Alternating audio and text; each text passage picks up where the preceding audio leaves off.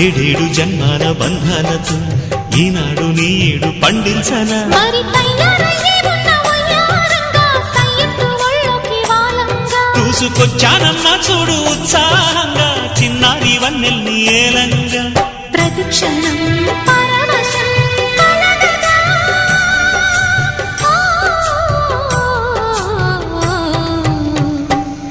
మనసా